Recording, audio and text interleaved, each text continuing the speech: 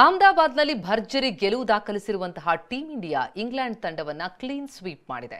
Champions ಟ್ರೋಫಿಗೂ ಭಾರತ ತಂಡದ ಸ್ಟಾರ್ಗಳು ಲಯಕ್ಕೆ ಮರಳಿದ್ದಾರೆ. ಬರೋಬ್ಬರಿ 451 ದಿನಗಳ ಬಳಿಕ ಕೊನೆಗೂ ಕಿಂಗ್ ಕೊಹ್ಲಿ ಬ್ಯಾಟ್ ಆಗಸವನ್ನ ನೋಡಿದೆ.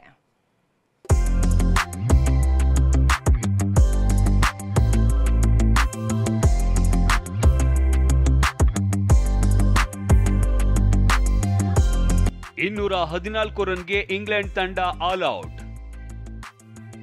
ಏಕದಿನ ಸರಣಿ ಕ್ಲೀನ್ ಸ್ವೀಪ್ ಮಾಡಿದ ಭಾರತ. ಸಂಘಟಿತ ಬೌಲಿಂಗ್ ಮತ್ತು ಬ್ಯಾಟಿಂಗ್ ನೆರವಿನಿಂದ ಇಂಗ್ಲೆಂಡ್ ವಿರುದ್ಧದ ಸರಣಿಯ ಕೊನೆಯ ಪಂದ್ಯದಲ್ಲಿ ಭಾರತ 147 ರನ್ಗಳ ಭರ್ಜರಿ ಗೆಲುವು ಸಾಧಿಸಿದೆ. ಈ ಮೂಲಕ ತವರಿನಲ್ಲೇ 3-0ಯಲ್ಲಿ ಸರಣಿ ಕ್ಲೀನ್ ಸ್ವೀಪ್ ಮಾಡಿದೆ. ಅಹಮದಾಬಾದ್ನ ನರೇಂದ್ರ ಮೋದಿ ಕ್ರೀಡಾಂಗಣದಲ್ಲಿ ನಿನ್ನೆ ನಡೆದ ಏಕದಿನ ಸರಣಿಯ ಕೊನೆಯ ಪಂದ್ಯದಲ್ಲಿ ಮೊದಲು ಬ್ಯಾಟಿಂಗ್ ಮಾಡಿದ ಟೀಂ ಇಂಡಿಯಾ ಬರೋಬ್ಬರಿ 356 ರನ್ಗಳನ್ನ ಪೇರಿಸಿತ್ತು. 357 ರನ್ಗಳ ಬೃಹತ್ ಮೊತ್ತದ ಗುರಿ ಬೆನ್ನಟ್ಟಿದ್ದ ಇಂಗ್ಲೆಂಡ್ ಟೀಂ ಇಂಡಿಯಾ ಬೌಲರ್ಗಳ ಆರ್ಭಟಕ್ಕೆ ನಲುಗಿತ್ತು.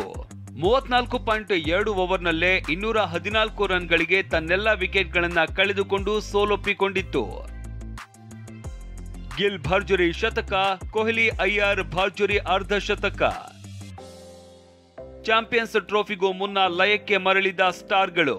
ಟಾಸ್ ಗೆದ್ದ ಇಂಗ್ಲೆಂಡ್ ಫೀಲ್ಡಿಂಗ್ ಆಯ್ದುಕೊಳ್ತು. ಅಂತೆ ಬ್ಯಾಟಿಂಗಿಗೆ ಇಳಿದ ಭಾರತ ತಂಡದ ಪರ ಕ್ಯಾಪ್ಟನ್ ರೋಹಿತ್ ಶರ್ಮಾ 1 ರನ್ಗೆ ವಿಕೆಟ್ ಒಪ್ಪಿಸಿದ್ರು. ಓಪನರ್ ಆಗಿ ಕಣಕ್ಕಿಳಿದಿದ್ದ ಶುಭ್ಮನ್ ಗಿಲ್ ತಾಳ್ಮೆಯಿಂದ ಇನ್ನಿಂಗ್ಸ್ ಕಟ್ಟುವ ಮೂಲಕ ಭರ್ಜರಿ ಶತಕ ಸಿಡಿಸಿ ಮಿಂಚಿದ್ರು. ಈ ಮೂಲಕ ಪಂದ್ಯ ಶ್ರೇಷ್ಠ ಪ್ರಶಸ್ತಿಯನ್ನ ಪಡೆದ್ರು. ಇನ್ನು ವಿರಾಟ್ ಕೊಹ್ಲಿ 451 ದಿನಗಳ ನಂತರ ಏಕದಿನ ಅರ್ಧ ಶತಕ ಸಿಡಿಸಿದ್ರು. 55 ಎಸೆತಗಳಲ್ಲಿ 57 ರನ್ ಗಳಿಸಿದ ಕೊಹ್ಲಿ 7 ಬೌಂಡರಿ ಮತ್ತು 1 ಸಿಕ್ಸರ್ ಸಹಿತ ಅದ್ಭುತ ಬ್ಯಾಟಿಂಗ್ ಪ್ರದರ್ಶಿಸಿದ್ರು. ಶುಭ್ಮನ್ ಗಿಲ್ ಜೊತೆ ಶತಕದ ಪಾಲುದಾರಿಕೆ ಮಾಡಿದ ಕೊಹ್ಲಿ ಅಂತಿಮವಾಗಿ ಆದಿಲ್ ರಶೀದ್ ಬೌಲಿಂಗಿಗೆ ಔಟ್ ಆದ್ರು. ಇನ್ನು ಶ್ರೇಯಸ್ ಅಯ್ಯರ್ 78 ರನ್ ಗಳಿಸಿದ್ರೆ ಕನ್ನಡಿಗ ಕೆಎಲ್ ರಾಹುಲ್ 40 ರನ್ಗೆ ವಿಕೆಟ್ ಒಪ್ಪಿಸಿದ್ರು. ಮುಂದಿನ ವಾರದಿಂದ ಚಾಂಪಿಯನ್ಸ್ ಟ್ರೋಫಿ ಆರಂಭವಾಗ್ತಾ ಇದೆ. ಈ ಮಹತ್ವದ ಸರಣಿಗೂ ಮುನ್ನ ಟೀಂ ಇಂಡಿಯಾ ಸ್ಟಾರ್ ಕ್ರಿಕೆಟಿಗರು ಲಯಕ್ಕೆ ಮರಳಿದ್ದಾರೆ. ಇಂಗ್ಲೆಂಡ್ ಕ್ಲೀನ್ ಸ್ವೀಪ್ ಮಾಡುವ ಮೂಲಕ ರೋಹಿತ್ ಪಡೆಯ ಗುರಿ ಚಾಂಪಿಯನ್ಸ್ ಟ್ರೋಫಿ ಮೇಲೆ ಬಿದ್ದಿದೆ. Rajesh, sports bureau, TV9.